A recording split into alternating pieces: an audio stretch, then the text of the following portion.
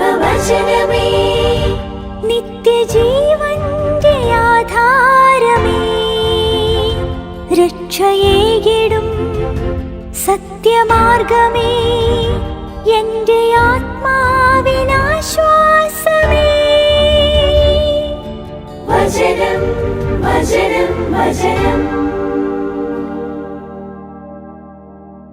പുറപ്പാട് പുസ്തകം 26-ാം അധ്യായം. 10 മേൽവിരികളുള്ള ഒരാലയം നീ ഉണ്ടാക്കണം.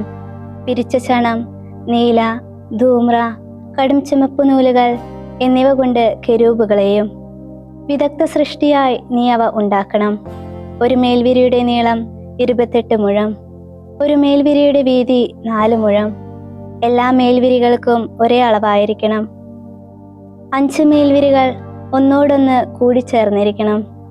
മറ്റേ 5 മേൽവിരികളും ഒന്നോടൊന്ന് കൂടിച്ചേർന്നിരിക്കണം. കൂട്ടിച്ചേർത്തതിൽ അഗ്രത്ത് നിന്ന് ആദ്യ മേൽവിരിയുടെ വക്കിൽ നീല നൂൽക്കണ്ണികൾ ഉണ്ടാക്കണം. രണ്ടാമത് കൂട്ടിയോജിപ്പിച്ചതിൽ അവസാനത്തെ മേൽവിരിയുടെ വക്കിലും അപ്രകാരം ചെയ്യണം. ആദ്യത്തെ മേൽവിരിയിൽ 50 കണ്ണികൾ ഉണ്ടാക്കണം. കൂട്ടിയോജിപ്പിച്ച രണ്ടാമത്തെ മേൽവിരിയുടെ അഗ്രത്തിലും 50 കണ്ണികൾ ഉണ്ടാക്കണം. കണ്ണികൾ ഒന്നൊന്നിനോട് നേർക്കായിരിക്കണം. നീ 50 സ്വർണ്ണ കൊളുത്തുകൾ ഉണ്ടാക്കണം. കൊളുത്തുകൾ കൊണ്ട് നീ മേൽവിരികൾ ഒന്നിനോടൊന്ന് യോജിപ്പിക്കുമ്പോൾ ആലയം ഒന്നായി തീരും. കൂടാതെ ആലയത്തിന് മുകളിൽ കൂടാരമായി കോലാട്ടിൻ രോമം കൊണ്ടുള്ള മേൽവിരികൾ ഉണ്ടാക്കണം. 11 മേൽവിരികളായാണ് നീ അവ ഉണ്ടാക്കേണ്ടത്. ഒരു മേൽവിരിയുടെ നീളം 30 മുഴം, ഒരു മേൽവിരിയുടെ വീതി 4 മുഴം. 11 മേൽവിരികൾക്കും ഒരേ അളവ്. 5 മേൽവിരികൾ പ്രത്യേകമായും 6 മേൽവിരികൾ പ്രത്യേകമായും യോജിപ്പിക്കണം. 6-ാമത്തെ മേൽവിരി കൂടാരത്തിന്റെ മുൻഭാഗത്ത് മടക്കിയിടണം.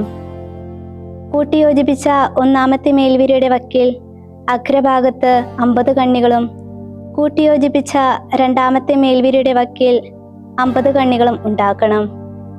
50 പിച്ചള കൊളുത്തുകൾ നീ ഉണ്ടാക്കണം. കൊളുത്തുകൾ കണ്ണികളിലിട്ട് കൂടാരം നീ യോജിപ്പിക്കുമ്പോൾ അത് ഒന്നായി തീരും. കൂടാര മേൽവിരികളുടെ അധികം വന്ന ഭാഗം, അതായത് അധികം വന്ന വിരിയുടെ പകുതി ആലയത്തിന്റെ പിന്നിൽ തൂക്കിയിടണം.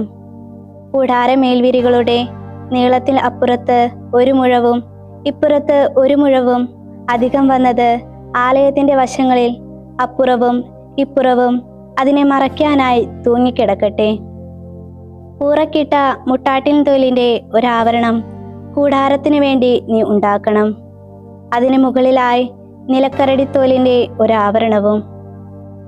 ലംബമായി കരുവേല തടികൾ കൊണ്ട് ആലയത്തിനായി നീ ക്രാസികൾ ഉണ്ടാക്കണം. ക്രാസി ഒന്നിന്റെ വീതി 1.5 മുഴം, ക്രാസിയുടെ നീളം 10 മുഴം. ഒന്നൊന്നിനോട് കൂട്ടിയിണക്കുന്ന 2 തള്ളുകൾ വീതം ഓരോ ക്രാസിക്കും വേണം. ആലയത്തിന്റെ എല്ലാ ക്രാസികൾക്കും അപ്രകാരം നീ ഉണ്ടാക്കണം. ആലയത്തിനായി ക്രാസികൾ നീ ഉണ്ടാക്കണം. തെക്കുവശത്ത് തെക്കോട്ട് 20 ക്രാസികൾ. 20 ക്രാസികളുടെ കീഴിലായി 40 വെള്ളി പാദകൂടങ്ങൾ നീ ഉണ്ടാക്കണം. ഒരു ക്രാസിയുടെ 2 തള്ളുകൾക്ക് കീഴിലായി 2 പാദകൂടങ്ങൾ. മറ്റേ ക്രാസിയുടെ 2 തള്ളുകൾക്ക് കീഴിലായി 2 പാദകൂടങ്ങൾ. ആലയത്തിന്റെ 2-ാമത്തെ വശത്തിനായി, അതായത് വടക്ക് വശത്തിനായി 20 ക്രാസികൾ. അവയുടെ 40 പാദകൂടങ്ങൾ വെള്ളിയായിരിക്കണം. ഒരു ക്രാസിക്ക് കീഴിൽ 2 പാദകൂടങ്ങൾ. 2 പാദകൂടങ്ങൾ മറ്റേ ക്രാസിക്ക് കീഴിൽ. ആലയത്തിന്റെ പിൻഭാഗമായ പടിഞ്ഞാറ് വശത്ത് നീ 6 ക്രാസികൾ നിർമ്മിക്കണം. പിൻഭാഗത്ത് ആലയത്തിന്റെ മൂലകൾക്കായി 2 ക്രാസികൾ നീ ഉണ്ടാക്കണം. അവ ചുവട് മുതൽ ജോഡിയായിരിക്കണം. തലയ്ക്കലും അവ ജോഡിയായി ഒരേ വളയത്തിലായിരിക്കണം. അവ രണ്ടിനും അത് ഇപ്രകാരമായിരിക്കണം. അവ 2 മൂലകളായി തീരും. 8 ക്രാസികൾ ഉണ്ടായിരിക്കണം. അവയുടെ പാദകുടങ്ങൾ വെള്ളിയായിരിക്കണം. 16 പാദകുടങ്ങൾ. ഒരു ക്രാസിയുടെ ചുവട്ടിൽ 2 പാദകുടങ്ങൾ, മറ്റൊരു ക്രാസിയുടെ ചുവട്ടിൽ 2 പാദകുടങ്ങൾ. നീ കരുവേല തടി കൊണ്ട് ആലയത്തിന്റെ 1-ാമത്തെ വശത്തെ ക്രാസികൾക്ക് 5 അഴികൾ ഉണ്ടാക്കണം. ആലയത്തിന്റെ 2-ാമത്തെ വശത്തെ ക്രാസികൾക്ക് 5 അഴികളും പിൻഭാഗത്ത് പടിഞ്ഞാറായി ആലയത്തിന്റെ വശത്തെ ക്രാസികൾക്ക് 5 അഴികളും. നടുവിലെ അഴി ഒരറ്റം മുതൽ മറ്റേ അറ്റം വരെ ക്രാസികളുടെ മധ്യത്തിലൂടെ കടക്കണം. ക്രാസികൾ നീ സ്വർണം പൊതിയണം. അഴികൾക്ക് സങ്കേതങ്ങളായ അവയുടെ വളയങ്ങൾ സ്വർണം കൊണ്ട് നീ ഉണ്ടാക്കണം. അഴികളും സ്വർണം പൊതിയണം. നീ ആലയം സ്ഥാപിക്കേണ്ടത് മലയിൽ നീ കാണാനിടയായ അതിൻ്റെ വിധിപ്രകാരമായിരിക്കണം. നീല, ധൂമ്ര, കടും ചുമപ്പ് നൂലുകൾ, പിരിച്ച ചണം എന്നിവ കൊണ്ട് നീ ഒരു തിരശ്ശീല ഉണ്ടാക്കണം. കെരൂബുകളുള്ള വിദഗ്ധ കലാസൃഷ്ടിയായി അത് അവൻ സജ്ജമാക്കട്ടെ. 4 വെള്ളി പാദകുടങ്ങളിൽ മേൽ കരിവേലം കൊണ്ടുള്ള സ്വർണം പൊതിഞ്ഞ 4 തൂണുകളിൽ നീ അത് ഘടിപ്പിക്കണം. അവയുടെ കൊളുത്തുകളും സ്വർണമായിരിക്കണം.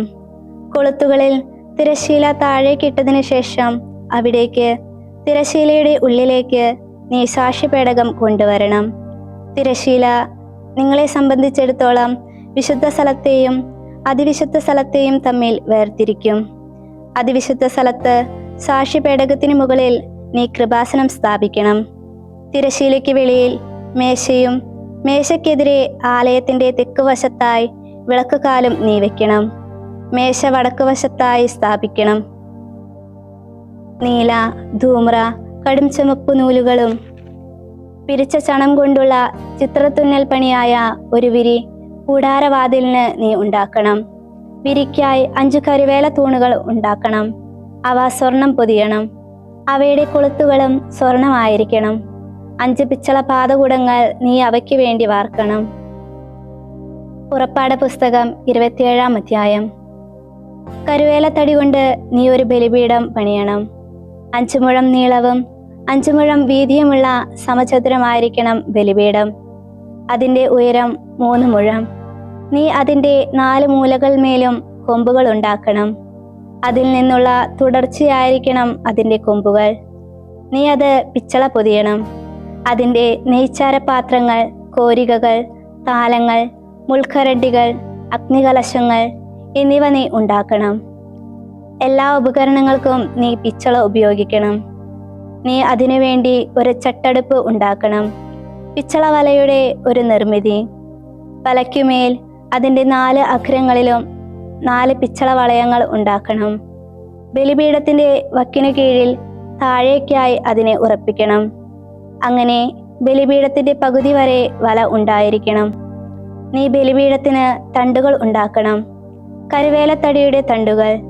നീ അവ പിച്ചള പൊതിയണം. അതിൻ്റെ തണ്ടുകൾ വളയങ്ങളിൽ കടത്തണം.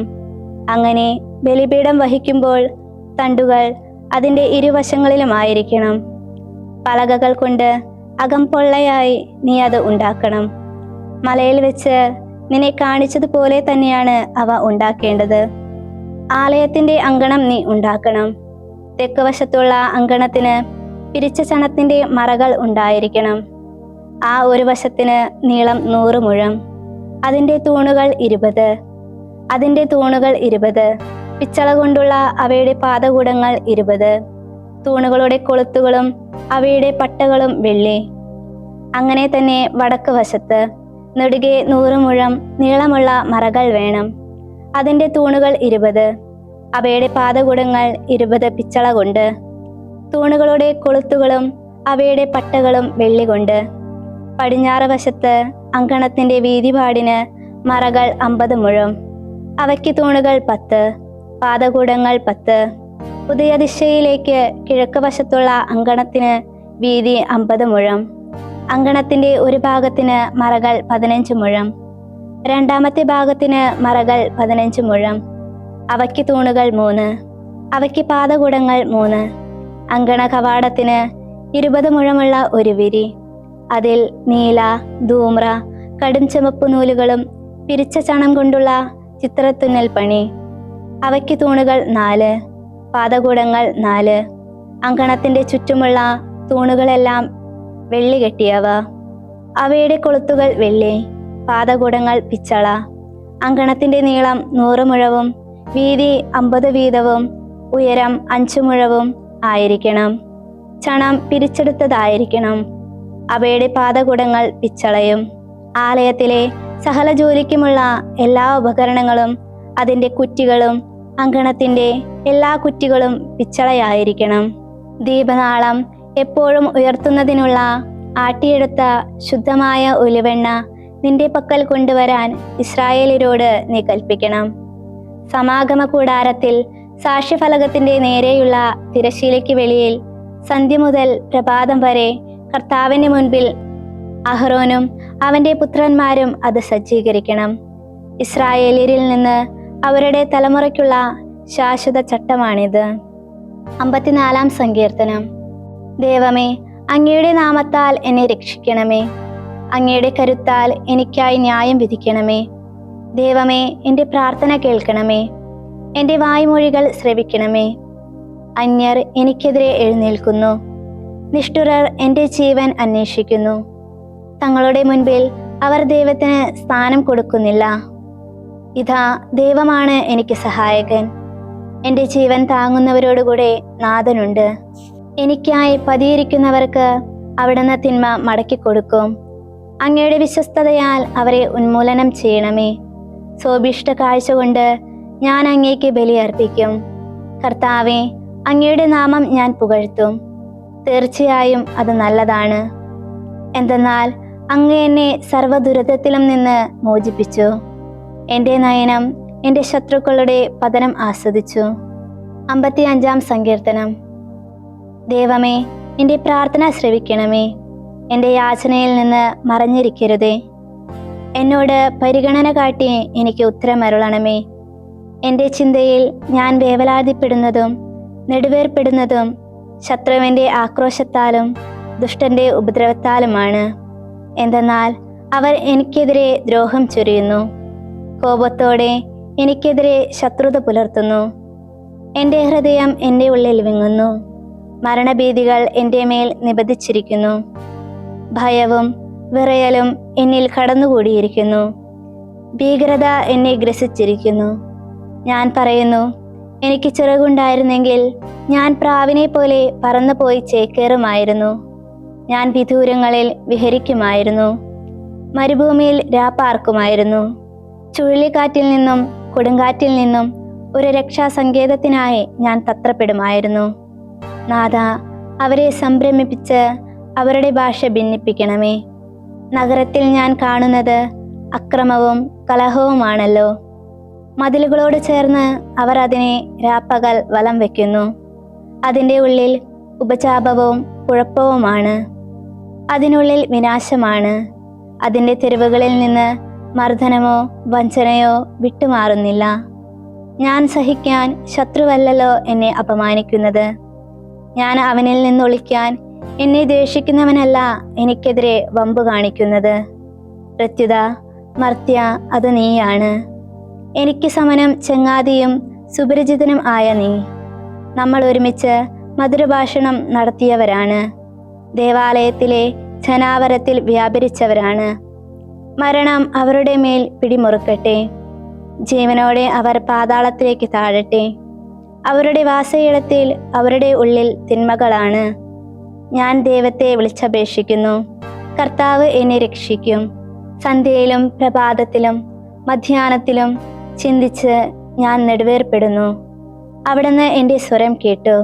എനിക്കെതിരെയുള്ള പോരാട്ടത്തിൽ നിന്ന് അവിടുന്ന് എന്നെ സുരക്ഷിതമായി വീണ്ടെടുത്തു. എന്തെന്നാൽ എതിരിടുന്നവരായിരുന്നു എന്നോടൊപ്പം. പണ്ടേ സിംഹാസനസ്ഥനായ തമ്പുരാൻ ശ്രവിച്ച് അവരെ എളിമപ്പെടുത്തും. തങ്ങൾക്ക് മാറ്റങ്ങളില്ലെന്ന് കരുതുന്ന അവർ ദൈവത്തെ ഭയപ്പെടുന്നില്ല. അവൻ തൻ്റെ സുഹൃത്തുക്കൾക്കെതിരായി കൈകൾ നീട്ടി. അവൻ തൻ്റെ ഉടമ്പടി അവഹേളിച്ചു. അവൻ്റെ വായ് വെണ്ണയേക്കാൾ മൃദുലം, ഹൃദയത്തിലോ പോരാട്ടം. വാക്കുകൾ എണ്ണയേക്കാൾ സ്നിഗ്ധം, അവയോ ഉറയൂറിയ വാളുകൾ. നിന്റെ ഭാരം കർത്താവിനെ ഏൽപ്പിക്കുക, അവിടുന്ന് നിന്നെ താങ്ങിക്കൊള്ളും. നീതിമാന് എന്നേക്കും കുലുക്കം തട്ടാൻ അവിടുന്ന് ഇടയാക്കുകയില്ല. ദൈവമേ, അങ്ങ് അവരെ അഗാധകർത്യത്തിലേക്ക് താഴ്ത്തും. രക്തപാതകികളും വഞ്ചകരും അർദ്ധായുസ് തികക്കില്ല. ഞാനാകട്ടെ അങ്ങയിൽ ആശ്രയിക്കും. വിശുദ്ധ മർക്കോസ് എഴുതിയ സുവിശേഷം 3-ാം അധ്യായം 1 മുതൽ 19 വരെയുള്ള തിരുവചനങ്ങൾ. യേശു വീണ്ടും സിനഗോഗിൽ പ്രവേശിച്ചു. കൈ ശോഷിച്ച ഒരു മനുഷ്യൻ അവിടെ ഉണ്ടായിരുന്നു. യേശുവിൽ കുറ്റം ആരോപിക്കാൻ സാപത്തിൽ അവൻ രോഗശാന്തി നൽകുമോ എന്നറിയാൻ അവർ ഉറ്റുനോക്കിക്കൊണ്ടിരുന്നു. കൈ ശോഷിച്ചവനോട് അവൻ പറഞ്ഞു, എഴുന്നേറ്റ് നടുക്കു നിൽക്കുക. അനന്തരം അവൻ അവരോട് ചോദിച്ചു, സാപത്തിൽ നന്മ ചെയ്യുന്നതോ തിന്മ ചെയ്യുന്നതോ ജീവൻ രക്ഷിക്കുന്നതോ നശിപ്പിക്കുന്നതോ ഏതാണ് അനുവദനീയം? അവർ നിശബ്ദരായിരുന്നു.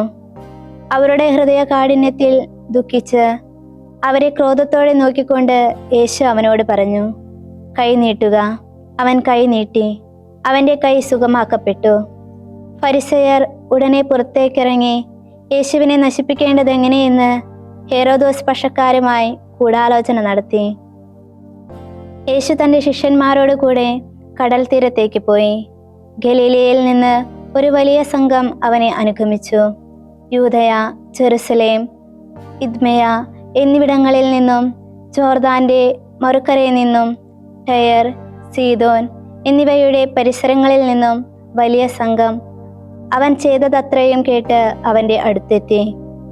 ജനക്കൂട്ടം തന്നെ ഞെരുക്കാതിരിക്കാൻ ഒരു വെള്ളം ഒരുക്കി നിർത്താൻ ശിഷ്യന്മാരോട് അവൻ ആവശ്യപ്പെട്ടു. എന്തെന്നാൽ അവൻ അനേകരെ സുഖപ്പെടുത്തിയത് മൂലം അവനെ സ്പർശിക്കാൻ രോഗമുണ്ടായിരുന്നവരെല്ലാം തിക്കിത്തിരക്കിക്കൊണ്ടിരുന്നു. അശുദ്ധാത്മാക്കൾ അവനെ കണ്ടപ്പോഴൊക്കെ അവൻ്റെ മുൻപിൽ വീണ്, നീ ദൈവപുത്രനാണ് എന്ന് വിളിച്ചു പറഞ്ഞു.